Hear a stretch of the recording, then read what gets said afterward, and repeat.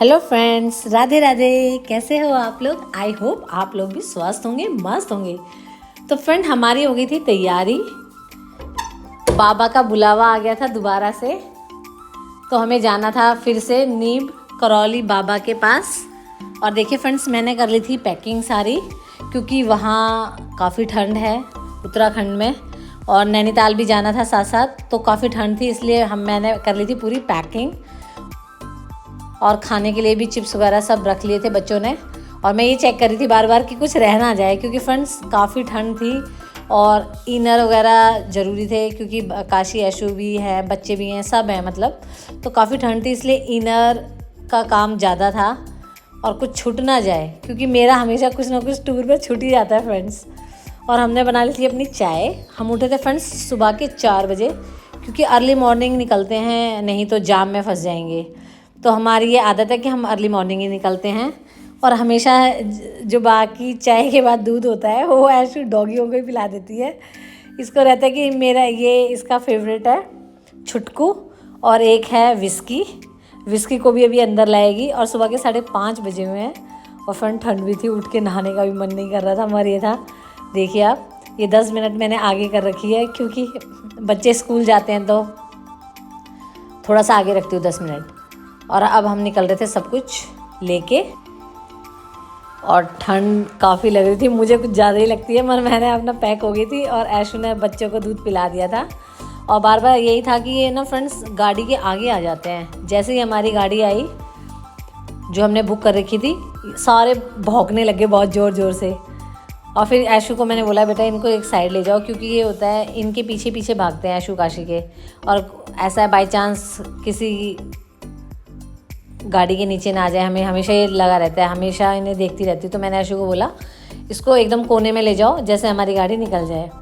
और फ्रेंड ये भी ना बच्चे मान नहीं रहे थे, और मन भी नहीं कर रहा था, इतने प्यारे प्यारे छोटे छोटे बच्चे छोड़ के जाने का, क्योंकि इनको रोटी भी खिलाते हैं, दूध भी पिलाते हैं, और हमारे घर पे ये बैठे रहते हैं, और दरवाज़ा मतलब बार बार भूखे हो जाते हैं तो बोलते रहते हैं। और हमारे फ्रेंड भी आ रहे थे, तो ऐशू काशी तो लग गए थे, जैसे ही पहुँचे थे हम उन्हें लेने के लिए, ये लगे थे अपना झूलने, क्योंकि दोनों शैतान हैं, इन्हें कुछ ना कुछ खुराफात तो चाहिए। तो फ्रेंड, हम हमेशा, आपको पता ही है, गजरौला रुकते हैं, ये बीकानेर वाले का ही रेस्टोरेंट है, यहीं से हम अपना नाश्ता करते हैं। जबकि पहले हम बना के लेके जाते थे, आपको पता ही है, लेकिन अब बनाना छोड़ दिया और यहीं पे रुकते हैं। और ऐशू की फेवरेट है ये केसर वाली लस्सी मीठी, ये खाने के बाद हमेशा यही लेते हैं। फ्रेंड्स, इन्होंने इतने सारे छोले भटूरे ऑर्डर कर दिए, मतलब सबने एक एक दो प्लेट, और रास्ते में ही चिप्सों का माहौल चल रहा था। इन्होंने सब झूठा छोड़ा, जबकि मैं हमेशा अपना डोसा लेती हूँ, सही रहता है, और एक लस्सी लेती हूँ केसर वाली। और बच्चों ने खा लिया था खूब पेट भर के। अब हमने कहा था कि रास्ता जल्दी कट जाएगा फ्रेंड्स, क्योंकि बच्चे क्या होता है, बैठते ही नहीं है, आराम से बैठते ही नहीं है। तो मैंने कहा एक एक हल्की सी नींद लोगे जब ही हम पहुँच जाएंगे। तो फ्रेंड, हमारा प्रोग्राम ये था कि हम डायरेक्ट जाएंगे नीम करौली, क्योंकि मंदिर फिर बंद हो जाता है, फिर नैनीताल से दोबारा जाने से कोई फ़ायदा नहीं है। तो हम पहुंच चुके थे। देखिए, बाबा ने 1 महीने के अंदर ही हमें दोबारा बुला लिया, और मतलब सौभाग्य ही है, वरना कहाँ बाबा किसको बुलाते हैं। फ्रेंड्स, मैं 13 साल में मतलब गई थी वैष्णो देवी, तो जब तक माता का बुलावा नहीं आता है, ऐसे बाबा का बुलावा भी नहीं आता है। और हम पहुँच गए थे नीम करौली धाम। फ्रेंड, पहले तो यहाँ पिछले महीने आई थी तो उतनी ठंड नहीं थी, इस बार तो भयंकर ठंड थी। और मैं तो बार बार शॉल से अपना सर ढक लेती हूँ, क्योंकि मुझे थोड़ी माइग्रेन की प्रॉब्लम है। जैसे ही लगी हवा, सर कवर, और मैंने अपनी कैप भी रख ली थी, सब कुछ, कि जैसे ही ठंड लगेगी कर लेंगे। फ्रेंड, बहुत अच्छा वेदर हो रहा था, ठंडी ठंडी हवाएँ चल रही थी। और सबसे अच्छी बात, उतनी भीड़ नहीं थी जितनी पिछली बार थी। पिछली बार तो फ्रेंड्स नंबर ही नहीं हो रहा था, यहाँ खड़े ही नहीं होने दे रहे थे। ये इन्होंने एक सेल्फ़ी पॉइंट बना रखा है, सब यहीं पे अपनी सेल्फ़ी या वीडियो लेते हैं बढ़िया से। और इस बार तो मज़े ही आ गए, क्योंकि बिल्कुल ही भीड़ नहीं थी, बिल्कुल अंदर भी खाली था। देखिए आराम से आप आजू बाजू देख सकते हैं, लोग ही नहीं है। और जो कि पहली वाली वीडियो में भी देखना, पूरी यहाँ भीड़ है।